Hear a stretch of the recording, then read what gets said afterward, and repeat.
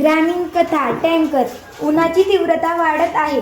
सकाळी 10 वाजता उन्हाचे चटके बसू लागले आहे. शेतामधील रब्बी पिकांची कापणी पूर्ण झाली आहे. रानं मोकळी पडली आहे. झाडांची पानगळ सुरू झाली आहे.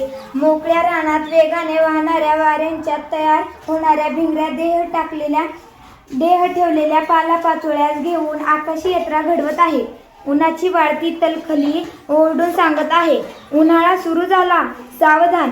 काळचक्र कधी थांबत नाही. काळचक्राबरोबर ऋतुचक्र अडथळत धडपडत सुरू आहे. निसर्गाचा समतोल बिघडला याची प्रथमदर्शी साक्षी म्हणजे ऋतुचक्रात झालेला बिघाड.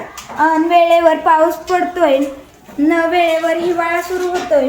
उन्हाळा मात्र वेळेवरच येण्याची घाई करतोय. उघड्या बोडक्या झुरणी लागलेल्या गावावर शनीच्या वक्रदृष्टीने उन्हाळा नजर रोखतोय. जमिनीचा पानाव आटत चाललाय आणि जशाची कोरड वाढत चालली. विहिरी, तळी, ओढे यांनी जणू संपच केलाय. रानाची चाळणी करून घेतलेल्या बोअरवेलीला ठिपका राहिला नाही. शेतकरी आणि जनावरं पाण्यासाठी व्याकुळ होऊ लागले आहे. गावाचं कारभारी पाण्यासाठी तालुक्याच्या वाऱ्या करू लागले आहे. उद्याच टँकर येणार म्हणून गाववाल्यांना धीर देऊ लागले आहे. खालच्या आळीला सुतारनेटावरील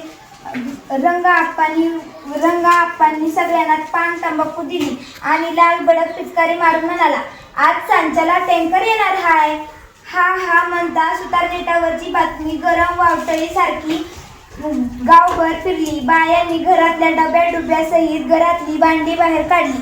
शांताबाईनं शेजारच्या गणप्याला कमरतलं 10 रुपये काढून दिलं आणि डोक्यावर हात फिरवत म्हणाली, गणूदादा, वाण्याच्या दुकानातून एलसील घेऊन ये की.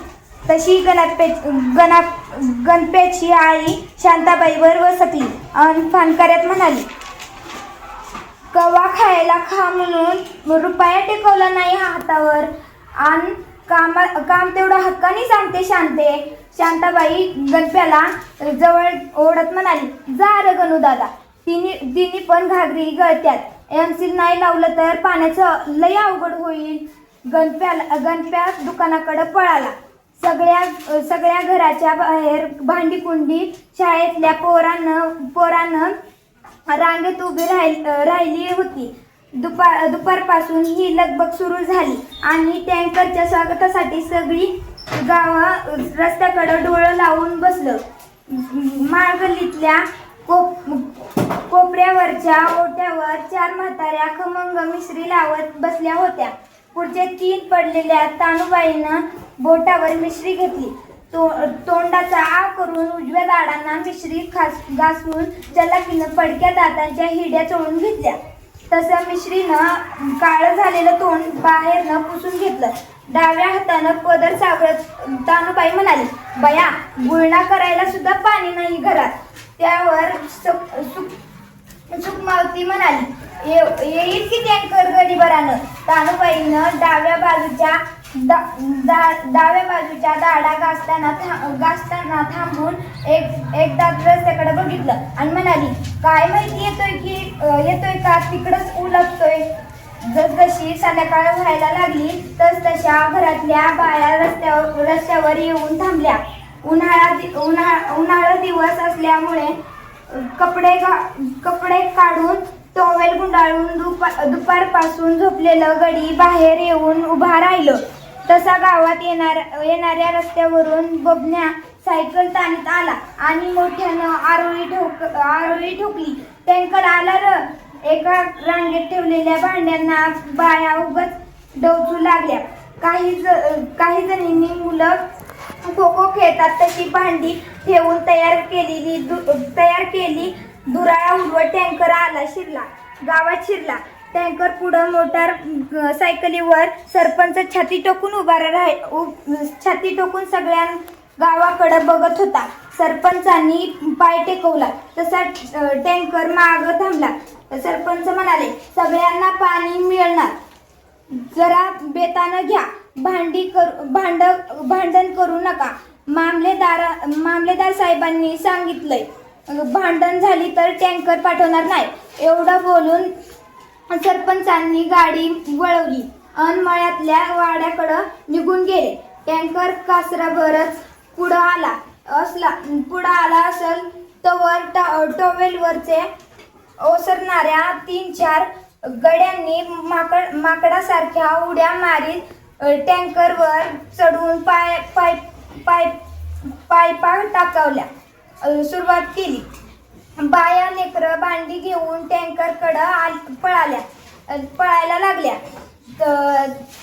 देवळातल्या निवदाला मुंग्या लागाव्यात तशी टँकरच्या कडेनं लोकांची गर्दी झाली. ड्रायव्हर उडी मारत जीव वाचवला. माधू अण्णाच्या हॉटेलात चहा प्यायला गेला. एकच कालवा उडाला. हंडा, घागरी, बादल्या, कळशात भरून बाया भापे घरकडं खेपा करू लागले. गारीगार खायला पैसे मिळणार म्हणून दुपारपासून नादी लावलेली लेकरं हातात पाईप घेऊन आपल्या घराची भांडी पटापट भरून घेत होते. घराकडं खेप टाकायला गेलेल्या बाया साडीच्या मिऱ्या हातात धरून टँकरकडं पळतच होत्या.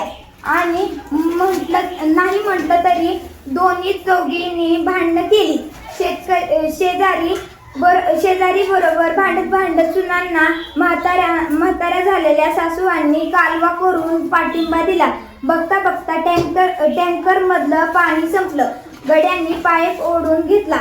ज्यांच्या घराचं पाणी पूर्ण भरून झालं होतं त्यांच्या चेहऱ्यावर मोठा पराक्रम केलेला आनंद ओसळून वाहत होता. तर ज्याला म्हणावं त्याला पाणी मिळालं नाही त्याची आता घरात भांडणं लागलीच होती. माधू अण्णाच्या हॉटेलातला ड्रायव्हर टँकरवर चढला आणि टँकर वळवून गावाबाहेरच्या रस्त्याला लागला. आता गाववाल्यांना वाट बघायची होती 4 दिवसांनी येणाऱ्या टँकरची.